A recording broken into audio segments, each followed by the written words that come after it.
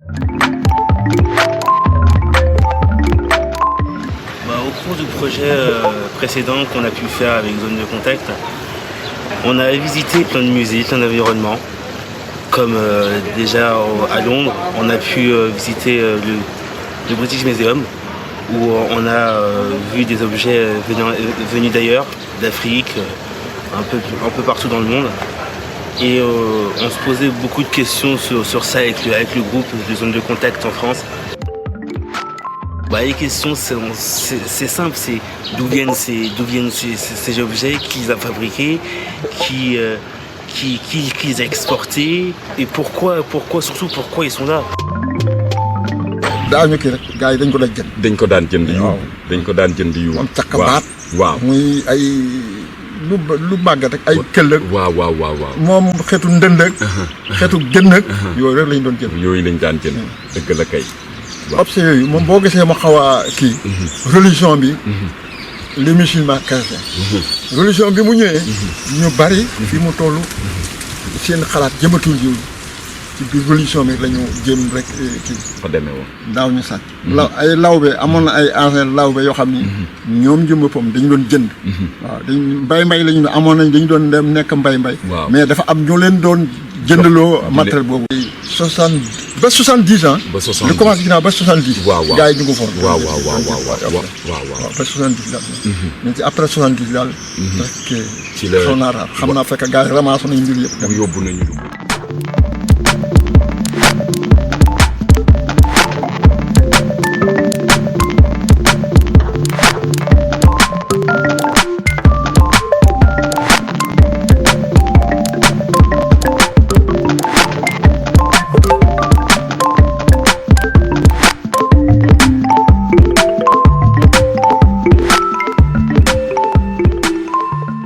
Ces objets qu'on voit dans les musées, ils viennent de sociétés, et pour comprendre le rôle de ces objets dans leur société, il faut étudier les sociétés. Alors c'est le travail des ethnologues. Le rapport aux objets dans la société que j'ai visitée est très, très différent de notre propre rapport.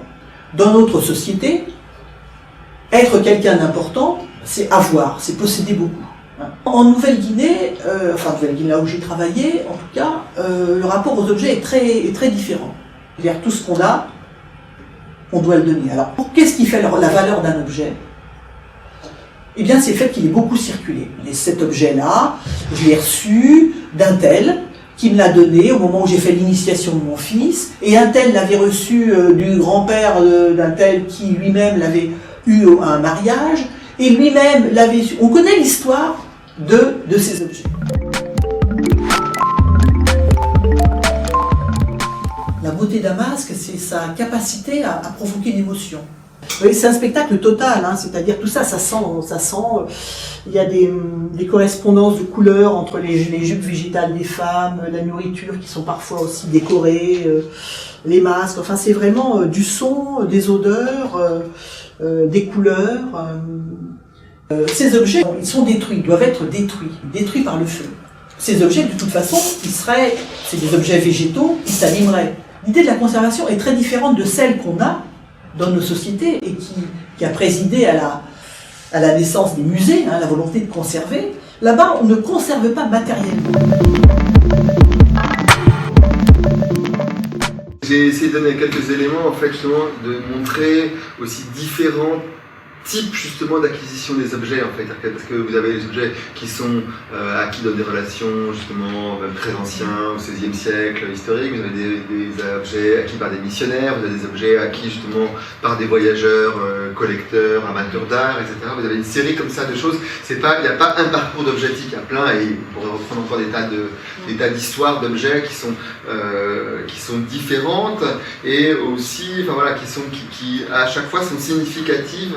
Deux types de relations. Il y a une expédition française qui traverse l'Afrique de Dakar à Djibouti, et vous avez Michel Léris, qui était un écrivain, qui est dans l'Afrique fantôme, etc. Puis évidemment, il décrit justement comment ils entrent dans des cases, ils vont voler en fait des bolis qui sont des symboles sacrés, etc. Et comment ils font peur au chef du village en disant si vous ne nous donnez pas ça, vous aurez une amende, etc. Et en fait, il décrit ça, et lui, on voit qu'il a mauvaise conscience dans ce cas-là. Effectivement, là, il dit oui, on est là, on est un peu comme des voleurs, on fait ce truc, mais c'est au nom de la science parce que justement, pour la science, etc. Donc, là, effectivement, il a mauvaise conscience. Il y a une appropriation mutuelle, mais il y a asymétrie. Il est clair, effectivement, qu'il y a un rapport de force, qu'on ne peut pas faire n'importe quoi. Mais il y a aussi, c'est important de voir, ça dépend des moments. Par exemple, au XVIe siècle, dans la baie de Rio, les Français ne sont pas les plus forts. Ils ont besoin des autres. Au XXe siècle, au Cameroun, les Allemands sont les plus forts. Parce qu'ils ont des armes, etc.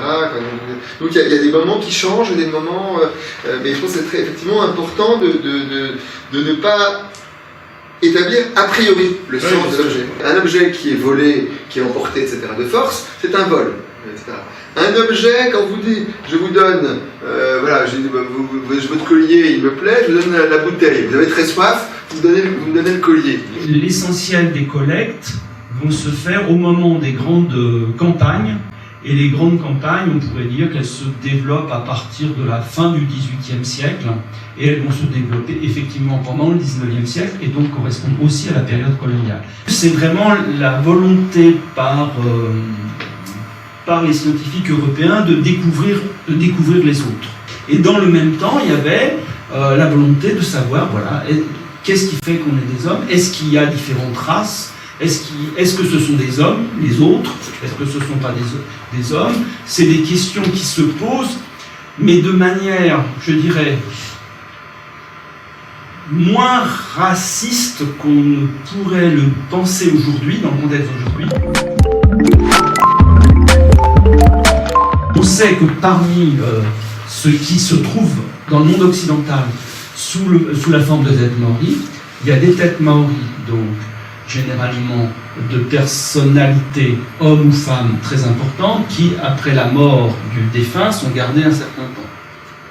Mais il y a aussi des têtes d'ennemis qui étaient gardées comme trophées. On sait aussi qu'il y avait un commerce. En fait, dès cette époque-là, on sait qu'il y a un commerce. Et dès qu'il va y avoir les premières explorations, bien avant la période coloniale, il va y avoir des ventes, c'est-à-dire que les populations maoris vont voir qu'il y a un intérêt et donc vont vendre aux Occidentaux des têtes. Et c'est le pouvoir colonial après anglais qui va dire qu'il faut arrêter ce commerce. En 1924, Gioia, qui s'oppose aux Français, qui est resté un peu fidèle aux Allemands, va être déposé. Alors on l'exile, etc. Et lui, à ce moment-là, qu'est-ce qu'il fait? Il crée un musée dans son palais de Fulbal, où il va exposer justement les insignes du pouvoir royal. Et c'est son fils qui, en 1934, va donner offre au musée Trocadéro le trône de son père récemment décédé, puisqu'on ne peut pas, à chaque fois on crée un nouveau trône pour un nouveau souverain. Donc le trône du père, Gioia va offrir le trône de son propre père à Berlin, le fils d'Enjoya offre le trône de son père Gioia à Sédou, donc il offre ça au Trocadéro, pour justement essayer de tirer les bonnes grâces des autorités françaises. On nous a demandé de faire la collecte pour un musée qui allait s'ouvrir à Cayenne.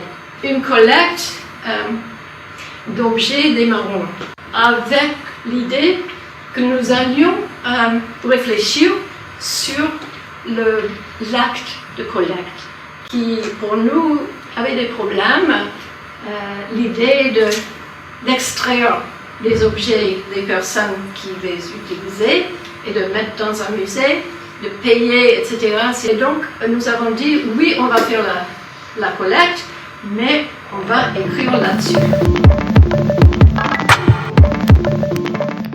Dans les documents des musées, est-ce que ce sont des palimpsestes? Est-ce que les données originales qui sont faites au moment de la collecte restent là, ou est-ce qu'elles sont remplacées au fur et à mesure avec le temps?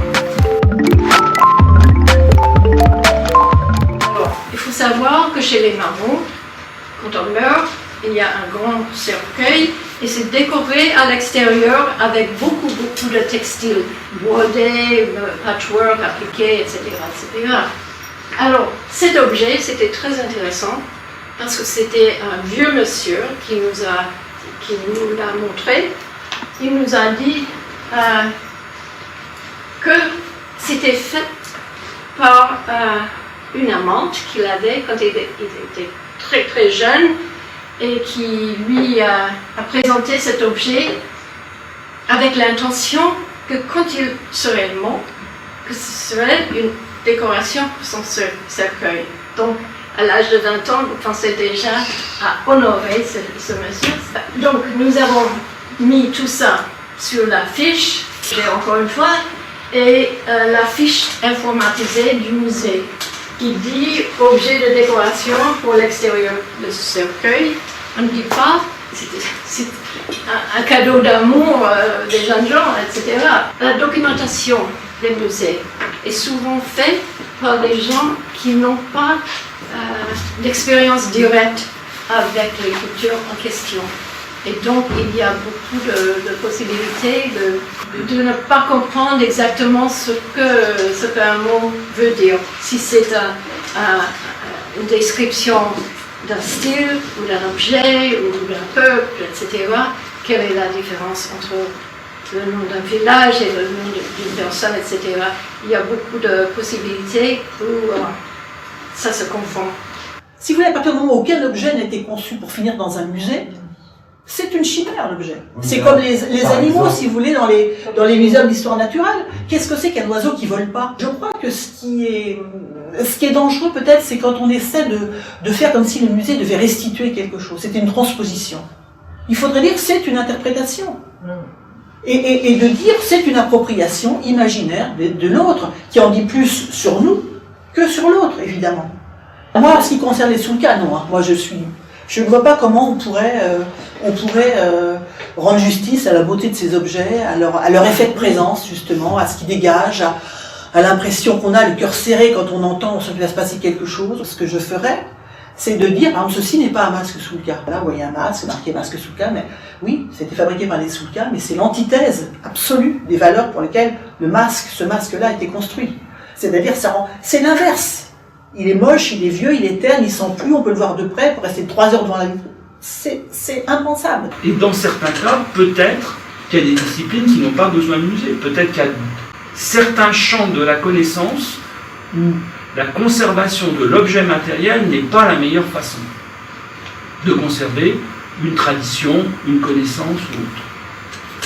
Nous, on travaille dans les musées, c'est normal qu'on nous en parle. C'est normal qu'on réfléchisse, qu'on essaye d'avoir des normes techniques dessus, des normes éthiques, et qu'on ait un débat ouvert et qu'on voit en quoi ça nous permet d'enrichir, de questionner et de re-questionner le passé de l'Europe, le passé des relations de l'Europe et du reste du monde, voir que parfois ça permet dans d'autres parties du monde de se re-questionner à partir des collections qu'il y a en Europe.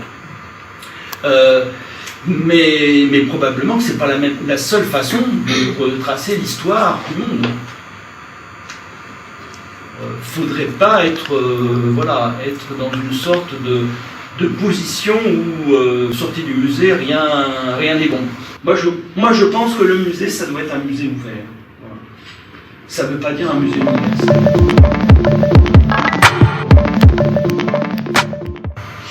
Il y a probablement moins de problèmes à rendre cette aide-là pour les pays qui en ont que la Nouvelle-Zélande pour traiter la réception de ces pièces-là. Eh bien, les communautés maoris ont complètement changé d'attitude et aujourd'hui disent finalement on ne va pas les donner à telle ou telle communauté maori parce que on ne sait pas si ça vient de telle communauté et que c'était un grand chef ou la femme d'un grand chef ou bien c'était au contraire un esclave qui a été tatoué pour être vendu avec le dessin du grand chef, et d'eux qui sont plutôt maintenant à faire une sorte de mausolée, de musée centre d'interprétation, où justement ils vont pouvoir travailler sur leur propre histoire et conserver des traces de ce passé-là. C'est la question justement des formes de réappropriation qui sont possibles et qui passent pas uniquement par la restitution, mais qui passent justement par l'idée justement que il peut y avoir qu'est-ce qu'on peut faire d'un objet. Un objet peut être justement investi de différentes manières, peut être réapproprié par des groupes, et qui peuvent décider de dire bah oui mais cet objet il reste au musée parce que justement il est important parce qu'il est lié à cette histoire, mais simplement il est important de dire exactement d'où il vient et pas seulement en disant voilà il symbolise les ancêtres etc. mais voilà, il symbolise aussi justement cette question du rapport colonial sous différentes formes, il symbolise cette question de la circulation des objets, il symbolise la circulation des personnes, il symbolise tout ça. Donc effectivement, c'est comme moi j'emploie la notion d'héritage colonial. Héritage colonial, on dirait effectivement l'objet du musée, c'est un héritage colonial, c'est un héritage mais pas objet héritage colonial, c'est pas dire que c'est mauvais, etc. C'est comme ça vient de cet héritage colonial, comme nous sommes tous des héritages coloniaux, comme nous sommes tous effectivement marqués par cet héritage commun. Ah, li ma ci mën a doole daal mooy remercier leen parce que surtout ndaw si muy ko xam bu demee ba ñun suñu alal réeroon ñoom ñu nu dimbale pour wuti alal ji fan la jaar vraiment ñun africain am nañ leen ngërëm gi daal amul